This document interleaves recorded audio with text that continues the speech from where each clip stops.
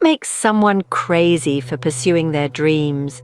A question that's been spinning around in the airwaves recently, sparked by Carole Bamford's harsh critique of Duchess Meghan's venture into the lifestyle brand arena. It seems that Miss Bamford, a friend of King Charles, firmly believes that a lack of history or authenticity equates to madness. A curious concept, isn't it? So we have to wonder, when someone steps out to follow their passion, is it really craziness, or is it something else entirely? Carole Bamford, an aristocratic friend of King Charles, has recently shared some rather blunt thoughts about Duchess Meghan. Bamford has been candid in expressing her views about Meghan's decision to launch her own lifestyle brand. With a rather sharp tongue, she's deemed Meghan as crazy and questioned her authenticity and historical roots. Bamford's words, however, seem to carry more than a hint of acerbity. She's criticised Meghan for not having any history or authenticity, a comment that seems to overlook Meghan's extensive philanthropic work and successful acting career prior to her royal life. Bamford's comments are rather dismissive, reducing Meghan's achievements to mere folly, and neglecting the fact that Meghan has been carving out her own path and making a difference in her own unique way. But is Bamford's judgment fair, or is it rooted in bitterness? Let's dissect Bamford's comments and what they might reveal about her own perspective. Carole Bamford, a friend of King Charles, has recently made some rather pointed observations about Meghan. She stated, "I think she's crazy," and then proceeded to claim that Meghan lacks history and authenticity. Now, it's interesting to consider Bamford's remarks in light of her own background. She is, after all, an aristocrat, married into a traditionally privileged class.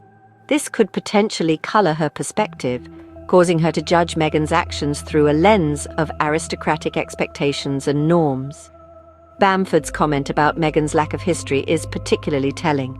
It suggests an inherent bias towards those born into privilege, those who have a history in the aristocratic sense. This perspective, however, fails to consider that individuals can create their own history, their own legacy, regardless of their birth status. Meghan, through her hard work and determination, has certainly created a remarkable history for herself, one that is arguably more self-made than Bamford's. This brings us to the second part of Bamford's criticism, Meghan's supposed lack of authenticity. It's curious to consider what Bamford might mean by this. Meghan, in her pursuit of a lifestyle brand, is simply leveraging her experiences, her passions, and her personal style. That in itself is a form of authenticity. It appears that Bamford's issue might not be with Meghan's authenticity, but rather with the way Meghan's authenticity doesn't align with Bamford's own aristocratic ideals. So, what does this all boil down to? It seems that Bamford's comments are not so much a critique of Meghan, as they are a reflection of Bamford's own biases and insecurities. It's almost as if Bamford is viewing Meghan's success as a threat to the status quo she is accustomed to. Could it be that Bamford's comments are less about Meghan and more about her own insecurities and bitterness? Despite the criticism, Duchess Meghan has achieved considerable success. Now, isn't that an understatement? Meghan Markle, the Duchess of Sussex, has indeed made her mark, not just in the royal family but in the world, and her accomplishments speak for themselves. Let's start with her acting career. Before becoming royalty, Meghan was a successful actress, best known for her role in the popular TV series, Suits. She didn't need a royal title to earn her place in Hollywood. She did it through sheer hard work and talent. But Meghan's success doesn't stop at acting. She's a philanthropist, using her platform to advocate for causes close to her heart. She's championed women's rights, spoken out against racism, and fought for better mental health awareness. She's worked with numerous charities, lending her voice and her time to make a difference. And let's not forget her entrepreneurial spirit.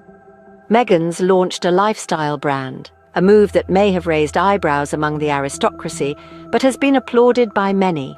She's used her brand to promote wellness and self-care, and to inspire people to live their best lives. Then there's her latest venture, writing. Meghan recently penned a children's book, The Bench, a heartwarming tribute to the bond between fathers and sons. The book quickly became a bestseller, proving that Meghan's talents go far beyond acting and philanthropy. And all this she's achieved while navigating the pressures of royal life and the scrutiny of the public eye. She's faced criticism, yes, but she's also shown resilience, strength, and a determination to carve her own path. Meghan's success isn't about her title or her marriage into royalty. It's about her drive, her passion, her commitment to making a positive impact. It's about her ability to turn criticism into motivation, to keep moving forward despite the obstacles in her path. Meghan's success stands as a testament to her tenacity and dedication. She's proved that she doesn't need a royal title to make a difference, to achieve success. She's done it her own way, and for that she deserves nothing but admiration and respect. Yet, Meghan faces an onslaught of unfair criticism. It's a challenging narrative to navigate. Critics are quick to pounce, scrutinizing her every move, every decision. And often this criticism seems to be more about personal bias or bitterness than about any real or perceived missteps on Meghan's part. Take, for instance, Carole Bamford's comments. She's labelled Meghan as crazy for starting a lifestyle brand, citing a lack of history and authenticity. But let's unpack that for a moment. What does it mean to have history or authenticity? Does one need to be born into a certain lineage to have a valid opinion or create a successful venture? Because if that's the case, then most of the world's self-made entrepreneurs, innovators and visionaries would be deemed crazy. Now let's talk about authenticity. Meghan has been open about her journey. She's shared her struggles, her victories, her hopes and dreams. She's used her platform to highlight issues that matter to her, and she's done so with grace and dignity. If that's not authenticity, then what is?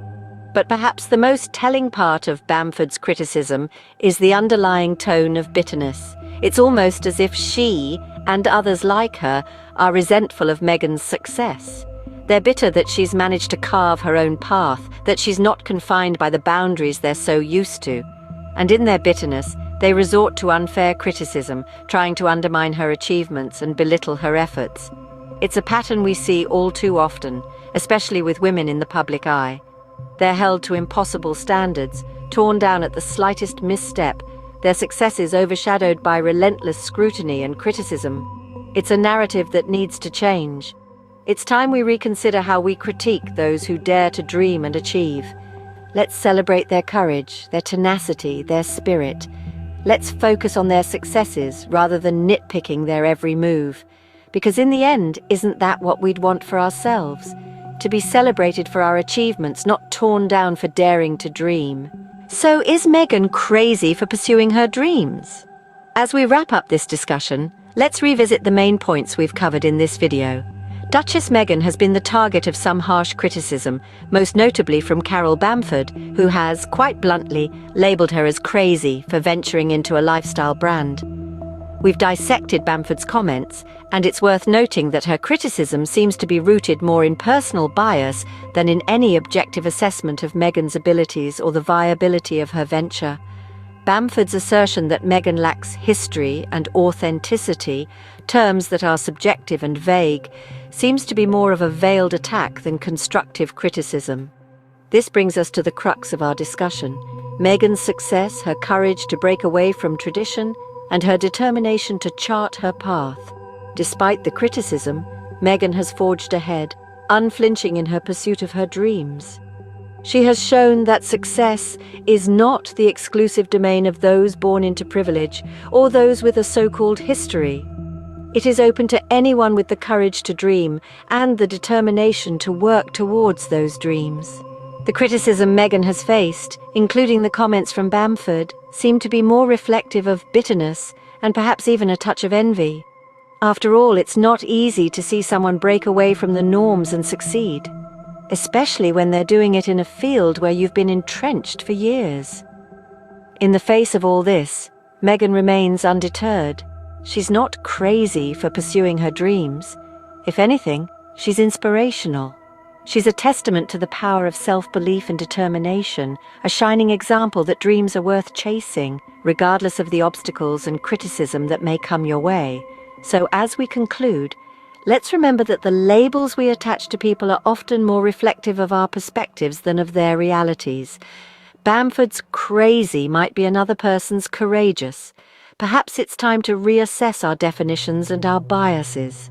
Perhaps what some see as craziness is simply the courage to defy expectations and chase one's dreams. Meghan's journey is a testament to this. And as we wrap up this discussion, let's not forget that. After all, isn't that what true success is all about?